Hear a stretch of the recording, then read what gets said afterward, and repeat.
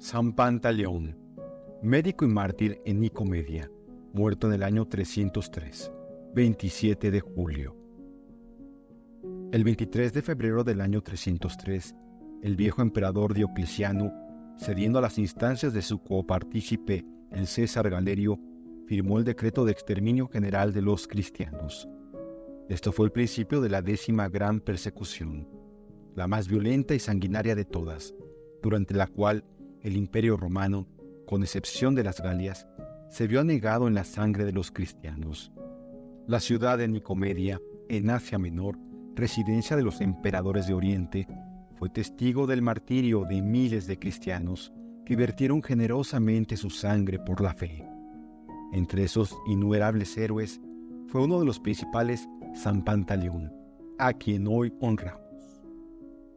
Nació Pantaleón en Nicomedia en el siglo III. Su padre, senador rico e idólatra, se llamaba Eustorgio. Su madre, Eubula, era fervorosa cristiana, mas por su muerte prematura solo tuvo tiempo de dar al niño Pantaleón unas ideas confusas e incompletas de la religión. Después de haberlo hecho estudiar en las letras, confió Eustorgio la educación de su hijo a Eufrosino, médico primero de Diocleciano. En la escuela de maestro tan eminente, el joven discípulo de Hipócrates, que era muy despierto, hizo tan rápidos progresos que el mismo emperador pensó en tomarlo como médico propio. A la ciencia de la medicina unía a Pantaleón trato afable y modales distinguidos, junto con notable prudencia y honestidad rara entre los paganos. A juzgar por los comienzos, preparábasele brillante porvenir, pero Dios reservaba para él una palma 1000 veces más honrosa que los lauros de la ciencia profana y los aplausos del mundo. En una casa humilde y apartada vivía un santo anciano llamado Hermolao, investido del sacerdocio cristiano. La persecución le había obligado a buscar un refugio en aquel lugar ignorado, y solo salía de él cuando el bien del prójimo lo pedía. En cierta ocasión, encontróse Hermolao con el joven Pantaleón, que iba a casa de su maestro Eufrosino, y admirado de su afabilidad y modestia, le invitó a detenerse un instante y solicitó el honor de una amigable entrevista. Consintió muy gustoso el estudiante. Preguntóle al anciano quién era y a qué se dedicaba. «Solo tengo una ambición», le dijo el joven, «llegar a curar todas las enfermedades humanas». «Tu ambición es muy digna de alabanza», respondió el santo sacerdote, «y yo te deseo mucho acierto en tus nobles propósitos. Pero ten presente que Euskalapio, Hipócrates, Galeno y otros maestros de la medicina curan solo los cuerpos y los curan por poco tiempo, y aún no siempre. Jesucristo, al contrario, cura los cuerpos y las almas y da la vida eterna. Mientras vivió, sanó a cuantos enfermos le presentaron, aunque estuvieran desahuciados por los médicos. Tiene el poder de comunicar ese don a sus discípulos, los cuales en su nombre han dado y dan aún la vista a los ciegos, oído a los sordos, habla a los mudos, el uso de sus miembros a los paralíticos y vida a los muertos. Este lenguaje llenó de admiración al joven médico. «Mi madre era cristiana», dijo, «pero como tuve la desgracia de perderla demasiado pronto, no me fue posible aprender la divina medicina de Cristo, y mi padre, que practica la religión del imperio, me ha dado por maestro al célebre Eufrosino». Aún hablaron un rato sobre asuntos del alma y Pantaleón se despidió del venerable anciano prometiendo volver a verle. Pantaleón convierte a su padre. Muy pronto otorgó Dios a su alma recta y sincera una gracia extraordinaria. En una de sus excursiones al campo, halló en el camino el cadáver de un niño y junto a él la víbora que le había mordido. Lleno de compasión y viendo que la medicina humana no tenía recursos para tales males, acordóse de las palabras del sacerdote cristiano, de que el nombre de Cristo bastaba para resucitar a los muertos, y dijo con espíritu de fe, digno de un verdadero cristiano: «En nombre de Jesucristo vuelve a la vida, y tú, serpiente, recibe el mal que has hecho». En el mismo punto se levantó el niño con vida y quedó la víbora muerta. A la vista de este prodigio, corrió Pantaleón a echarse a los pies de Hermolao, Contóle lo acaecido y, cristiano ya de corazón, solicitó con insistencia el santo bautismo.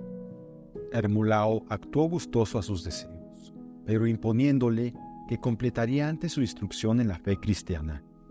A este fin, el anciano ministro del Señor retúvole consigo 7 días para enseñarle las verdades de la religión. Administróle después el santo bautismo y ambos dieron juntos gracias a Dios por aquel hermoso principio. Volvió Pantaleón a casa de su padre con ardiente deseo de procurar la vida espiritual al que le había dado la temporal, pero juzgó que era necesario proceder con toda prudencia, con miramientos, persuasión y mansedumbre. Mientras tanto, rogaba mucho y no perdía oportunidad de llamar la atención de su padre sobre la vanidad de los ídolos. Cierto día, llamaron a la puerta de su casa unos hombres que guiaban un ciego y solicitaban ver al médico Pantaleón. Tratábase de una enfermedad incurable, pero esto era precisamente lo que esperaba nuestro santo joven para convencer a su padre. Llama pues a Eustorgio y preséntase con él ante el enfermo. «Vengo a ti», dijo éste, «como a mi última y mejor esperanza. Estoy completamente ciego. He consultado a muchos médicos, he gastado inútilmente gran parte de mi fortuna para pagarlos, y solo he conseguido perder la poca vista que me quedaba». «Si te devuelvo la vista», preguntóle Pantaleón, «¿qué me darás?» «Todos los bienes que me quedan serán tuyos, con tal de que yo vea», respondió el enfermo. «El Padre de las Luces te devolverá la vista por mi ministerio», prosiguió el médico cristiano, «y el dinero que me ofreces lo darás a los pobres». Puso Pantaleón sus manos sobre los ojos del infortunado al tiempo que invocaba el nombre de Jesucristo, e inmediatamente abrió el ciego los ojos y recobró la vista. Ante semejante maravilla, Eustorgio y el ciego curado cayeron de rodillas, confesaron la divinidad de Jesucristo y después de abominar del culto vano de los ídolos, declararon ser cristianos. Eustorgio recogió las estatuas de los ídolos que adornaban su casa, las hizo pedazos y las arrojó a una fosa, con inmenso júbilo y alegría de su hijo. Hízose luego instruir en la santa religión y recibió el bautismo. Pantaleón dio de ello infinitas gracias a Dios. Eustorgio no tuvo tiempo de perder la gracia bautismal. Poco después le llamó el Señor al descanso eterno. Era este un magnífico premio para el joven y un poderoso estímulo para su fe. Resuelto así el problema familiar, podrá darse de lleno al fervor apostólico que inundaba su generosa alma. Ante el tribunal de Diocleciano.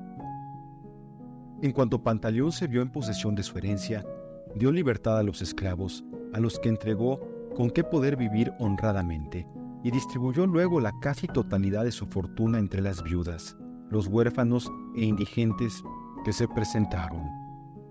La oración y las obras de caridad le ocuparon todo el día. En calidad de médico visitaba a los enfermos, curábalos en nombre de Jesucristo y, lejos de exigirles salario, los socorría con largueza siempre que estaban necesitados.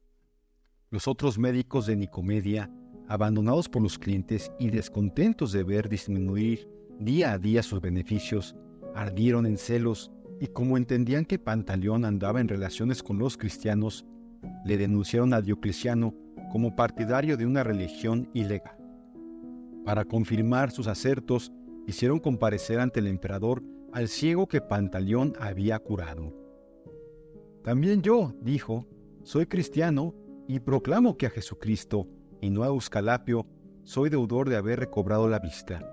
Vos mismo», añadió dirigiéndose al emperador Diocleciano, «que adoráis a vanos ídolos, deberíais suplicar a Cristo que os curara de vuestra ceguera espiritual». «¿Te atreves a ultrajar a los dioses?», clamó enfurecido el emperador. «¿No conoces, ingrato, que a su benevolencia debes la vista? ¿Y cómo, Señor, vuestras divinidades falsas y ciegas podrán dar la vista a otros? ¿No os parece tal idea un evidente absurdo?». Irritado por tales atrevimientos, mandó el cruel emperador que le cortasen la cabeza. Pantaleón consiguió recoger el cuerpo del mártir y lo sepultó junto a los restos de su padre Eustorgio. Diocleciano dio orden de que compareciera el médico Pantaleón y probó de conquistarlo con buenas palabras. «Solo conozco», respondió el generoso cristiano, «a un Dios verdadero, a Cristo. A Él solo dirijo mis adoraciones. Convoca a tus sacerdotes, Diocleciano, y que traigan un paralítico a nuestra presencia. Yo invocaré a Jesucristo. Vuestros sacerdotes suplicarán a Júpiter, a Euscalapio y a todos vuestros dioses. Quien de ellos devuelva la salud al enfermo será reconocido por único Dios verdadero. ¿No te parece un buen criterio para discernir?» Esta propuesta excitó la curiosidad del tirano. Por orden suya, trajeron a presencia de todo el concurso un paralítico impedido de todos sus miembros desde mucho tiempo atrás, y a quien los remedios humanos no habían podido curar. Los sacerdotes paganos acudieron en gran número, pues no podían desoír las órdenes del emperador ni darse por vencidos antes del combate. Apuraron todas sus devociones, sus gritos y encantamientos mágicos, sus sacrificios y deprecaciones. Mas todo fue inútil, pues sus dioses permanecieron sordos como en otro tiempo lo hiciera Baal. Cuando los sacerdotes paganos cedieron en su porfía, invocó Pantaleón al verdadero Dios. Acercóse luego al lecho del paralítico, lo tomó de la mano y dijo con gran confianza: «En nombre de Jesucristo, Hijo de Dios vivo, levántate y anda». El enfermo, recobrando al instante el uso de sus miembros, se levantó y echó a andar. Un estremecimiento de entusiasmo conmovió a la muchedumbre expectante, y muchos paganos, sacudiendo la parálisis de su alma, se convirtieron al cristianismo. Furiosos los sacerdotes de los ídolos, persuadieron a Diocleciano de que si no castigaba con rigor e inmediatamente al mágico Pantaleón, la religión del imperio caería en desprestigio y sería abandonada por el pueblo. Accedió fácilmente Diocleciano a los deseos de los sacerdotes. «Pantaleón», dijo al joven cristiano, «créeme y deja esos mágicos artificios, pues no han hecho feliz a ninguno de cuantos los han practicado». Después, recordando el nombre del santo obispo de Nicomedia, al que había bárbaramente martirizado, añadió: «Acuérdate de Antimo, ese viejo insensato que era jefe de los cristianos. ¿De qué le sirvió, dime, su obstinación? Pereció de muerte cruel, como también los otros compañeros enemigos de los dioses y sus imitadores en la impiedad. A los mismos espantosos suplicios debería haberte condenado por el desprecio que de ellos has hecho. Pero te perdonaré en atención a tu inexperiencia y juventud. Sacrifica, pues, a los dioses. Ni tus amenazas, ni tus vanas promesas lograrán conmover mi corazón. ¿Cómo se te ocurre pensar que voy a dejarme tentar por tus bienes si he renunciado a los que poseía? En cuanto a los suplicios con que me amenazas, no solo no les temo, antes deseo ardientemente sufrir y morir por amor de Jesucristo. Acabas de hablarme del obispo Antimo. Envidio su suerte, pues ahora está gozando de la eterna bienaventuranza en la contemplación del único Dios verdadero. A ti, en cambio, te están reservados suplicios interminables. La muerte coronó dignamente su santa vida, y la púrpura del martirio embelleció el brillo de las canas que nimbaban su venerable cabeza. Si un viejo, abrumado por los años, pudo resistir a tu furor, ¿cómo piensas vencer con tales argumentos el ánimo de un hombre joven como yo? Comienza el martirio. Era ya excesivo el discurso para la paciencia de Diocleciano. Los verdugos tenían preparado el potro y solo esperaban las órdenes del emperador. Mandó retirar de su presencia a Pantaleón y darle tormento. Los verdugos atan al mártir en el potro, le extienden los miembros, desgarran sus carnes con uñas de hierro, y como si tanto refinamiento les pareciera poco, aplican hachas encendidas a las llagas. Estos atroces suplicios no perturbaron la serenidad de la víctima. Para más, vino Dios en socorro de su siervo de manera sobrenatural, pues en medio de los tormentos, apareciósele nuestro Señor al santo mártir, le consoló e hizo entrever las alegrías de la Jerusalén celestial en donde le esperaba. Muy pronto, como fatigado por un peso invisible, adormecióse el brazo de los verdugos al mismo tiempo en que las hachas se apagaban. El paciente se reanimó entonces extraordinariamente. No sentía ningún dolor y sus carnes no conservaban señal de herida ni tortura. «Mago vil», le dijo el emperador asombrado ante aquel extraordinario suceso, «ya descubriremos el secreto de tu impostura». «Mi ciencia es Jesucristo», repuso el mártir. «No poseo ningún otro talismán que su divino amor. ¿Y si yo aumento tus suplicios? Mi recompensa crecerá en proporción, y así tú mismo tejerás mi corona». Al oír esto, dio orden el tirano de que fundieran plomo en una gran caldera y lo arrojasen en ella. A la vista del líquido hirviente, el valiente confesor de la fe ruega al Señor con humildad y confianza: «Dios mío, escucha mi corazón y líbrame del temor de mis enemigos». Y enseguida arrójase con intrepidez al líquido abrasador. El Señor oyó sus súplicas y al punto se enfrió el plomo, de manera que no le causó daño alguno. Los testigos de esta escena estaban mudos de admiración, pero Diocleciano, ofuscado por su espiritual ceguera, buscaba un medio para desembarazarse de aquel hombre a quien no podía vencer. Varios oficiales que sabían la gran veneración que los cristianos tenían a los mártires, aconsejaron al emperador que lo mandara arrojar al mar, con el fin, decían, de que perdido su cuerpo en el abismo, no pudieran los cristianos recogerlo para después darle culto. Agradó al tirano esa proposición. Fue, pues, conducido el mártir a la costa. Atáronle al cuello una gran piedra y lo precipitaron al mar. Mas el Dios que apaga la voracidad de las llamas sabe también descubrir sobre las olas senderos desconocidos a toda criatura. Jesucristo se le apareció por tercera vez, tomó a su fiel siervo por la mano y caminaron ambos hacia la playa ante el pasmo de los ejecutores. El emperador quedó en extremo sorprendido e irritado al verle llegar sano y salvo. «¿Qué? ¿También el mar obedece a tus encantamientos?», preguntó escamado. «El mar, como los demás elementos, obedece a las órdenes que recibe de Dios», respondió el mártir. «Tus servidores te obedecen a ti, monarca de un día. ¿Y quieres que las criaturas no obedezcan al Rey eterno que las ha criado y las conserva?». En el anfiteatro. «Veremos», dijo Diocleciano, «de qué te sirven tus artes mágicas frente a las fieras». Y dio orden de que se le trasladara al anfiteatro. La noticia de que un cristiano iba a ser arrojado a las fieras corrió como la pólvora por toda la ciudad, y una muchedumbre inmensa acudió para presenciar el sangriento espectáculo. El héroe cristiano adelantóse tranquilo al medio de la arena y levantó sus ojos al cielo. Al abrirse las jaulas, varias fieras corrieron hacia él. Mas así que llegaron, como fascinadas por un poder sobrenatural, se acercan respetuosamente al santo, le lamen los pies y después de recibir su bendición, se retiran.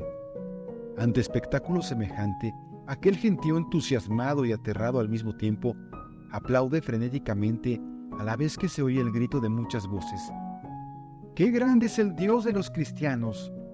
Ciertamente es el único Dios verdadero. ¡Que pongan al justo en libertad!». En su cólera, el tirano mandó matar a las fieras. El mártir Pantaleón fue luego sometido al tormento de la rueda, y como saliera sano del suplicio, le arrojaron en un oscuro y hediondo calabozo. Mientras tanto, Hermolao y otros 2 cristianos, Hermipo y Hermócrates, a quienes detuvieron en su casa, fueron conducidos ante el sanguinario juez. «Sois pues vosotros», les dijo, «los que habéis seducido al joven Pantaleón para hacerle abandonar el culto de los dioses inmortales». «Jesucristo», respondieron, «tiene muchos medios para traer a la luz de la fe a los que se hacen dignos de recibirla. Dejemos estas fantasías absurdas. No tenéis más que un medio para obtener el perdón del crimen que habéis cometido, y es el de atraer nuevamente a Pantaleón al culto de nuestros dioses. Lejos de pensar en pervertir a nuestro hermano, nosotros estamos dispuestos a morir por Jesucristo». El emperador mandó que los sometieran a diversos suplicios y luego les cortasen la cabeza. Sus nombres constan en el martirologio romano el mismo día 27 de julio. Último combate. La victoria. Pantaleón compareció nuevamente ante Diocleciano. «Tus maestros Hermolao Hermipo y Hermócrates, le dijo el emperador, han reconocido, por fin, sus verdaderos intereses y han adorado a los dioses, por lo que los he recompensado espléndidamente, confiriéndoles grandes dignidades. No veo por ningún sitio a esos 3 personajes entre los oficiales de tu corte, respondió Pantaleón. No es extraño, replicó cínicamente el emperador. Acabo de enviarlos fuera para resolver asuntos urgentes. Dices más verdad de lo que piensas, replicó el santo, pues acabas de mandarlos a la ciudad de Dios, nuestra patria verdadera. Convencido el tirano de la inutilidad de sus esfuerzos, mandó que flagelaran cruelmente al mártir, pero no porque confiara vencer su esforzado ánimo, sino únicamente para satisfacer la propia sed de venganza y saciar su cólera. Luego le condenó a ser decapitado y quemado su cadáver. Vio llegado Pantaleón el término de sus combates y pensando en la gloria que le esperaba, fue al suplicio con rostro alegre y bendiciendo a Dios por sus muchas mercedes. Atáronle al tronco de un olivo y un lictor levantó su espada para cegarle la cabeza. Pero el hierro se reblandeció como la cera y el cuello de la víctima quedó intacto. Ante este nuevo prodigio, arrojáronse los verdugos de rodillas a los pies del santo para pedirle perdón. Vióse entonces un espectáculo enternecedor. El mártir, deseoso de verter su sangre por Jesucristo, suplicó a sus verdugos que ejecutasen la orden. Todos rehusaban, mas al fin, tanto insistió Pantaleón, que después de abrazarle, se decidieron a cumplir la sentencia. El olivo se vio milagrosamente lleno de frutos. Los soldados no se atrevieron a quemar el cuerpo del santo. Este fue recogido por los cristianos y sepultado. Más tarde, Constantinopla y Luca en Italia fueron depositarias de aquellas preciosas reliquias. Carlomagno obtuvo la cabeza del insigne confesor de Cristo y la entregó a la ciudad de Lyon. Otros huesos los donó a la célebre abadía de San Dionisio, próxima a París. Las numerosas gracias obtenidas por su intercesión han hecho muy popular el culto de San Pantaleón. Los médicos le honran como a uno de sus principales patronos.